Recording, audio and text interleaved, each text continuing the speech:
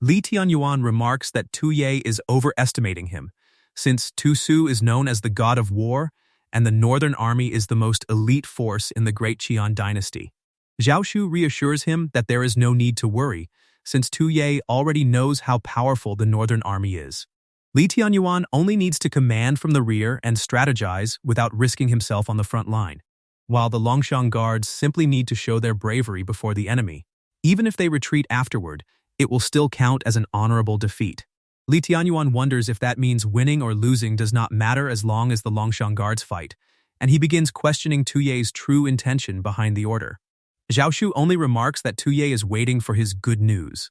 As soon as she enters the room, Zhao Shu quickly shuts the door behind her and falls silent before finally letting out a sigh of relief. Acting in front of that old fox Li Tianyuan is exhausting. Tu Ye questions whether she managed to deal with the old silver coin, and Zhao Shu confirms that she followed his instructions. Not only did she stop Li Tianyuan, but she also convinced him to personally lead the Longxiang Guards out of the city and intercept the Northern Army. Tu Ye is visibly pleased by the result, but Zhao Shu still does not understand his plan. Once the Northern Army reaches Qianying, the consequences will be unimaginable, so she questions how he can trust Li Tianyuan with such an important mission while claiming that victory or defeat does not matter. Tu Ye counters that of course he cares about winning and losing. In fact, he would love nothing more than for the Longxiang Guards to lose. Although they are weaker than the Northern Army, the Longxiang Guards are still the second most elite force in Great Qian. If they remain inside Qianjing and strengthen its defenses, even the Northern Army might not be able to break through. That is precisely why Tu Ye sends them out to fight in the open field and throw their lives away. Li Tianyuan may be cunning, but he has little talent for commanding troops, so with him leading the Longxiang Guards, defeat is almost guaranteed. Their strength will be greatly reduced, and because they attack first, they will also provoke Tu Su. With that, the Jingnan Rebellion event can be completed far more easily. Tu Ye immediately breaks into maniacal laughter. Watching him, Zhao Shu concludes that Li Tianyuan is bound to suffer badly this time. As far as she is concerned, he is already in serious trouble. Meanwhile, Li Tianyuan continues considering Tu Ye's decision. Tu Ye suddenly hands him military authority, orders him to intercept the Northern Army, and even claims that the outcome does not matter. So there has to be some deeper meaning behind it. Before he can go any further, Zhao suddenly calls out to him, and Li Tianyuan acknowledges his presence. Zhao rushes toward him in a furious rage, accusing him of pretending to be sick and skipping court that day because he had already made plans with Tu Ye to deal with him. Li Tianyuan rejects the accusation and questions when he ever worked with Tu Ye against him. Zhao immediately points to what happened in court. Right after he loses face, Tu Ye suddenly turns around and appoints Li Tianyuan as Grand Chancellor, which only makes the situation look even more suspicious. Li Tianyuan counters that if Zhao gives it even a little thought, he will see that Tu Ye is clearly trying to sow discord between them. Tu Su is already marching toward Qianjing, yet Zhao still has the mind to argue over such trivial matters. The word trivial only makes Zhao angrier. He reveals that he already knows about the two women Li Tianyuan placed beside Tu Ye. One has been made a national advisor, while the other manages his treasury, so he directly questions whether Li Tianyuan is actually preparing to join Tu Ye. Li Tianyuan falls silent, unable to respond. Zhao pushes further, revealing that he also knows those two women are descendants of convicted officials whom Li Tianyuan adopted years ago. He then threatens him with the possibility of Tu Ye discovering their true identities. Li Tianyuan is immediately enraged by the threat. He presses his lips into a thin line before finally responding that he understands Zhao's concern. Perhaps some of his previous actions caused Zhao to misunderstand him, so he decides that the misunderstanding needs to be cleared up. Zhao questions what he intends to do, only to freeze when he sees what Li Tianyuan is holding out. It is a talisman, and Zhao recognizes it. Li Tianyuan confirms that Zhao is right. It is the Tiger Talisman of the Longxiang Army, and with it, one can command 30,000 Longxiang troops in Qianjing. He offers to entrust the Tiger Talisman to Zhao and urges him not to refuse. At the same time, Li Tianyuan recalls when he and Zhao stood beside the late Emperor Tu Qianjun. Back when Tu Qianjun was alive, He and Zhuo served as the left and right prime ministers, assisting him in governing the Great Qian. To balance the minister's power, he entrusted two important national artifacts to each of them. As the left prime minister, Zhuo held the imperial seal, which conveyed the emperor's decrees and oversaw the officials. He, on the other hand, held the tiger talisman, commanding the elite Longxiang forces and guarding Tianyuan. Because of this, after Tu Tianjun's death, he and Zhuo maintain a superficial peace while jointly supporting Tu Ye as a puppet.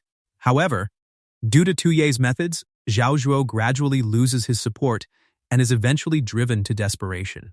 Meanwhile, as the one holding the tiger talisman, he becomes the only powerful minister left in Tianjin and a direct threat to the emperor. At that point, Tu Ye openly promotes him to Grand Chancellor and orders him to lead the Longxiang Guards against the Northern Army, essentially putting him on the spot. With the tiger talisman already becoming a hot potato, he decides he might as well use it to temporarily stabilize Zhuo and keep him from acting out of desperation. Zhuo remains silent for a moment, seemingly lost in his own thoughts, before confronting Li Tianyuan over whether he is trying to play dirty with him too. He gets the message clearly. If he accepts the tiger talisman, he will have to lead the Longxiang Guards against Tu Su's northern army.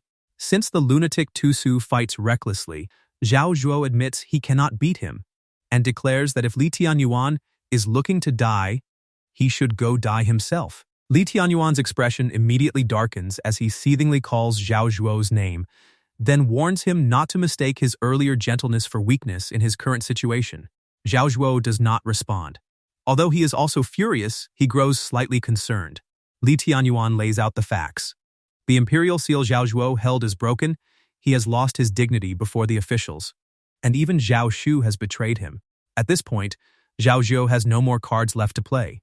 Zhuo challenges whether Li Tianyuan is threatening him, but Li Tianyuan silently crouches down and picks up the tiger talisman, insisting that he is merely stating the facts. Although holding the tiger talisman is dangerous, it is now the only card Zhuo has left. As for playing dirty, Li Tianyuan rejects that accusation because his strategy is completely open and straightforward. Zhuo is still the left prime minister, and with that status combined with the tiger talisman, he can command the Longxiang Guards. Considering their past relationship, this is the final opportunity he is willing to give him. Li Tianyuan then shoves the tiger talisman directly into Zhuo's mouth and orders him to make good use of that opportunity. Zhuo freezes for a moment with the tiger talisman in his mouth, then curses inwardly that leading troops into battle is undoubtedly seeking death. However, he also has to admit that Li Tianyuan isn't wrong, and he really has no other cards left to play. He then imagines three looming, sinister figures glaring at him and considers that, on the contrary, there are quite a few potential enemies, including Tu Ye, Tu Su, and Li Tianyuan. With a scoff, he decides that since things have come to this, they shouldn't blame him for what happens next. A few moments later, fierce flames burn across the outskirts of Tianjin as the Longxiang Guards set the surrounding villages on fire. Women and children cry while watching their homes burn, and the soldiers carry away the rations with dark looks on their faces. Over the following days, Zhuo leads the Longxiang Guards in plundering every village around Tianjin, leaving none untouched. One elderly man calls out to an officer, pleading that without food, they won't survive the winter, and should at least be left with a little. Meanwhile, Zhuo scoffs at the Longxiang Guards for acting like a bunch of whiners when they can't even handle such a small task, arguing that without his order to burn the villages, no one knows how long collecting the military rations would have taken. Yuan Tianshu suddenly calls out to Zhuo and reports that the military rations have been fully collected. As commander of the Longxiang Guards, he cautiously points out that they are supposed to confront the rebels, yet before the battle even begins, they are already raiding the villages around Tianjin for supplies. He hesitates before continuing that the rations they are taking are what the people of Tianjin depend on to survive the winter, meaning this will damage Zhuo's reputation while also crushing the morale of the Longxiang Guards. The soldiers remain silent, but the dark looks on their faces already reveal their feelings. Yuan Tianshu is startled when Zhuo opens his curtains and calls his name, leaving him nervous and apprehensive about what comes next. Zhuo presses him on whether he is questioning his decision, and Yuan Tianshu responds that he is his subordinate and wouldn't dare. Zhao then dismisses the issue of morale, declaring that even if Yuan Tianqu's Longxiang Guards had full morale, it still wouldn't matter. Before challenging whether he truly believes they could match Tusu's Zhenbei army, Yuan Tianqiu is horrified and left without words. Zhao explains that this is exactly why he has already made plans to increase their chances of victory. By avoiding the rebels' main forces and adopting a scorched earth policy around Qianjing, they can cut off their supply lines and starve Tusu to death. Even then, the surrounding villages continue burning. Yuan Tianqiu still dares to object that the people being targeted by this scorched earth policy are their own Qianjing citizens. However, Zhao counters that precisely because they are Qianjing citizens, they must have the resolve to sacrifice themselves for Tuye, and considers that sacrifice their honor.